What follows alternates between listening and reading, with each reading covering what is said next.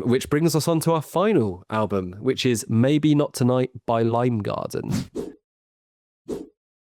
At 23, I had the world in my hands, and at 24, I just lost it. Something about the fact I'm further away from when I started out, I'm here for it. Karl, this is your pick, so you get your first intro to an album. Yeah, so I mean, I picked this album this month as I knew Gemma was joining us, and she was the one who actually put me onto Lime Garden's debut back in 2024. I think you reviewed it on 5 to 9. Yeah, you reviewed it. Yeah, I did. Yeah, and obviously, that recommended it to me, and just really enjoyed that record. Had some great tracks on there, like Love Song, Pop Star, Mother. Like, just feel like immediately had their own sound going on too, where it was indie but very much with like their own flair and their own stamp on things. And been looking to see them live a few times since as well. And they're a bit of a live force as well. Really tremendous to see. Actually seeing them in a couple of weeks as well. They're playing a Get Together festival in Sheffield, so keen to catch them there again. But going into this one, there was always like the dreaded second album. Like I say, like One More Thing was a decent debut, but you kind of felt like, young band can easily fall into the trap of that sophomore slump if they're not careful. But thankfully that's absolutely not the case, and I'd say in fact it's the opposite. This is if the debut was decent, this is like a huge step up. I think everything that they did so well on that debut, they've just matured their sound and made themselves even better.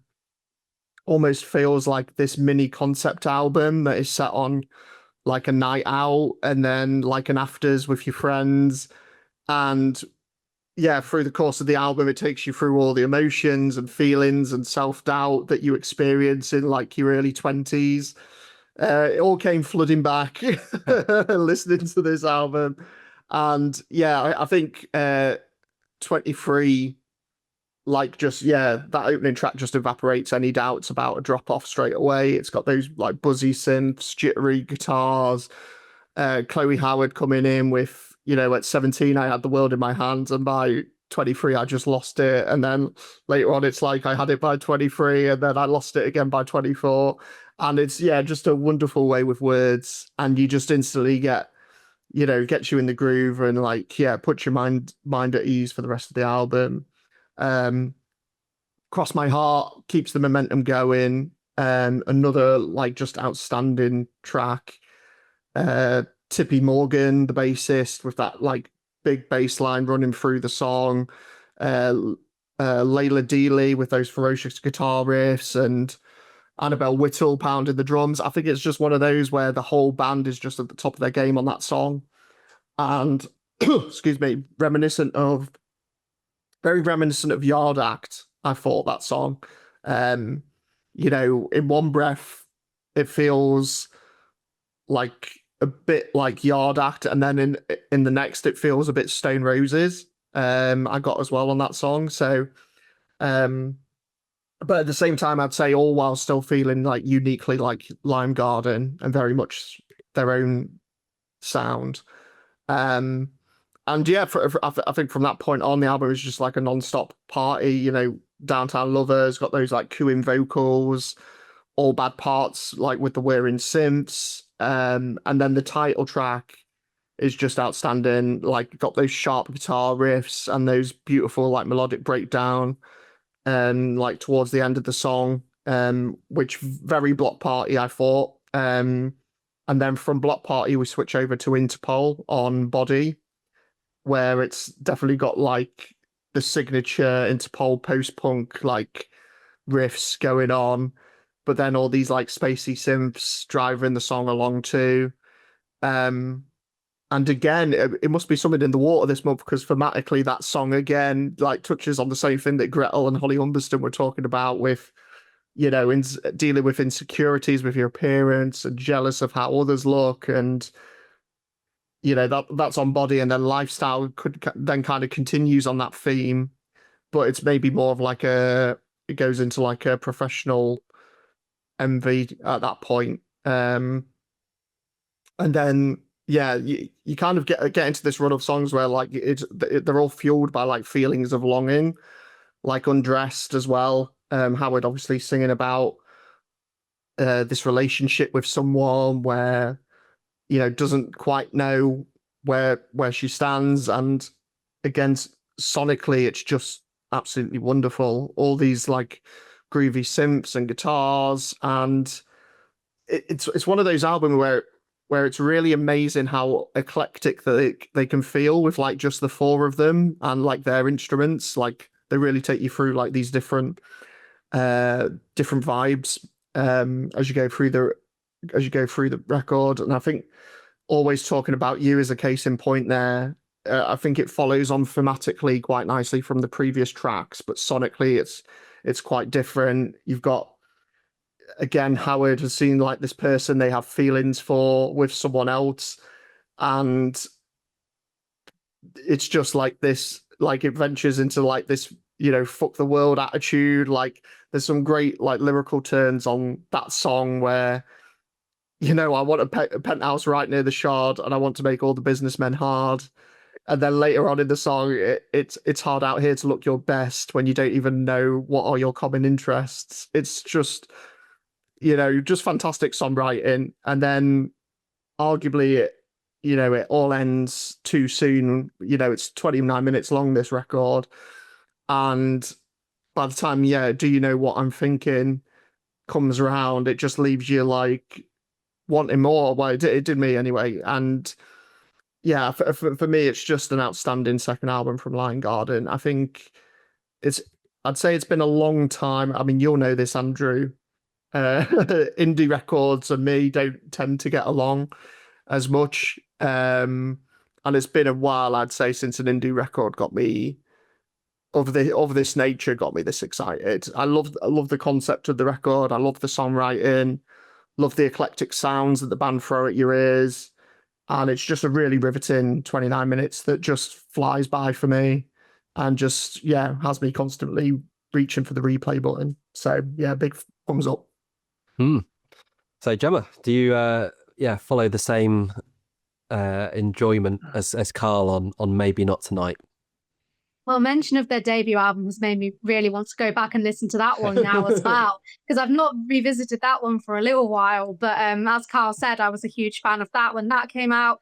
I actually saw Lamb Garden. It was probably 2023, I believe, or it was at Bodega in Nottingham, and they didn't even have. I don't think they even had an EP out at that point. I think they just had a handful of singles. They sold out Bodega.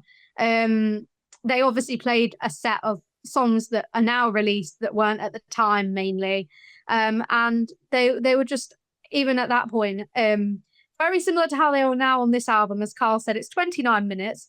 They don't overstay their welcome. Their set was pretty short for a headline set. I think they must have done about 40 minutes, which, you know, some bands do a full hour, some even more. They really just laid out what they had, went, okay, bye, and then that was that, you know, but you can't fault the quality. And I feel like I really like that about Lion Garden. They don't overstay their welcome, both live and on record. They say what they want to say. They get the point across. They say it with sometimes brutal honesty. They don't mince their words. They get the point across, and they know when to call it a day, which for someone who has the attention span of me is kind of my dream band. So going into this album, obviously already a big fan of them. I think I'd listened to it through probably about at least twice before I realised I'd listened to it twice, because I just thought it was still going. Because of the length, I didn't even realise I'd circled through it more than once. Until I started to think, hang on, these songs sound familiar. And yeah, I really enjoyed it on the first few listens, and the enjoyment only kind of grew once I really delved into the concept, as Karl mentioned, of it all kind of being, I love a concept album, and it kind of all being around one night out. I saw an interview where I think it was Chloe, the vocalist, was saying that all of the members had been through breakups. I think she described it as like dominoes. They were all just going through it, and that kind of being the inspiration behind the record of being we've all just been broken up with, let's go on a night out, which I really like the concept. Kind of obviously spoken about Arlo Parks earlier, an album inspired by nightlife and club culture, but in a very different way. Probably more because it's the UK, not New York nightclubs. But yeah, I honestly, having kind of sat with the album, listened to it through multiple times because of the length, especially, it's very easy to just kind of go straight back to the start and keep going. I'm with Karl that I think this is probably the best they've released so far. Just on that opening track on 23, when she says, as Karl said, at 17 I had the world at my feet, at 23 I just lost it. Like, I think it's honestly just such a pure depiction of being in your early 20s. I mean, I'm 24 at the moment, and I feel like almost to be listening to the album as someone who is at the age of the members are talking about, it honestly, yeah, there's been moments in my life in the past couple of years where I've entirely related to what they're saying, not through a breakup, thank goodness, because otherwise I'd trying to write an album like this and it wouldn't be anywhere near as good. but yeah, I think your early 20s can be a very tumultuous time, and they've honestly just kind of created such a honest and relatable kind of they've really captured that in such a concise and the emotions they're talking about and the kind of different songs that piece together the night as a whole. The emotions are messy, but the album isn't. The album just gets it done. Like, going from, as Karl mentioned, the track Undressed, the kind of the vulnerability, and then there's Body, where there's kind of jealousy and anger. I really enjoyed on Downtown Lover, speaking about liking being in a relationship, but realizing they only like it because they're apart most of the time. Like, I just thought there was some really just like good moments, and very honest moments, whether they're honest about the anger or the vulnerable feelings, like on both sides of the spectrum. And I think my favorite thing sonically about Lion Garden is just how well they, obviously at their core they're an indie guitar band, but the synths are never far away. I mean, that synthy kind of bass on the opening track had me instantly. I knew it was going to be an album that I would enjoy, and because of how brief it is, it does very much just feel like one night, and then it's kind of over. But yeah, I do think it's probably their best album yet, and I say that with having very high praise for their first one as well, and probably their first one even grew on me over time since that kind of first review as well. So yeah, big praise. But I just think they're really doing, like, there's no one doing what they're doing. I think, Karl, you mentioned that they're just very them, and I think they were like that from the kind of first singles they dropped. It wasn't really a period where they weren't just kind of on the money with that sound that they've got.